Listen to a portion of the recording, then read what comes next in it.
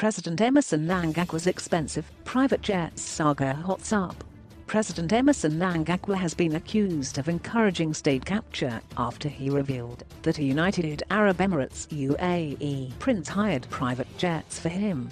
Mnangagwa told the ZANU-PF Central Committee on Friday that the Crown Prince of Abu Dhabi Sheikh Mohammed paid for the luxurious jet he used for his visit to the UAE recently. The ZANU-PF leader was trying to deflect pressure after his latest jaunts using expensive chartered planes sparked outrage, but his boast about the freebies from the UAE has alarmed political analysts.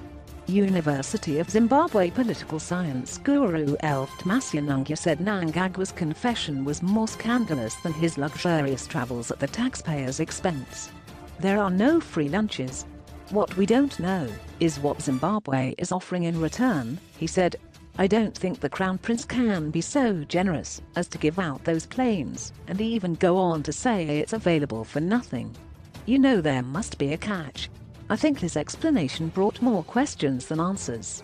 Zimbabweans find that quite troublesome and would like to know about the other part of the equation. Mnangagwa spokesperson George Chiramba last week told this publication that the government paid for the private jets that the president used for his trips. Finance Minister Mnangagwa also told the Senate last Thursday that the president was using a travel budget that was approved by Parliament. Mnangagwa said the revelation that the luxurious jets were available for Mnangagwa on demand and for free were worrying. I am actually not worried so much about the inconsistency between Mnangagwa and his spokesperson, he said. I am more worried about the fact that a luxurious plane is available on demand by the president and whether Zimbabwe is mortgaging itself to the UAE. What price are we paying, and what does it do to our national sovereignty? It is not good to be wasteful, but it's much better if Zimbabwe is struggling to pay, and we know that we are paying, and our national sovereignty is intact.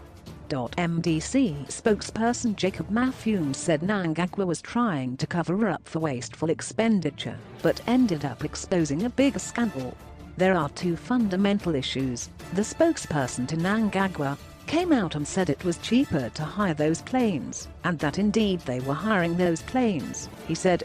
Then we have Mnangagwa coming out at his own party Central Committee meeting and says no, he was not hiring those planes, but he was being given by the government of another country. Now this is not kindergarten stuff. You cannot get free lunches in this world. What has Zimbabwe done to deserve its travels to be sponsored by another country? What type of friendship is that? What are the deals? For how long? This is a clear classical example of state capture or a clear cover-up to wasteful expenditure.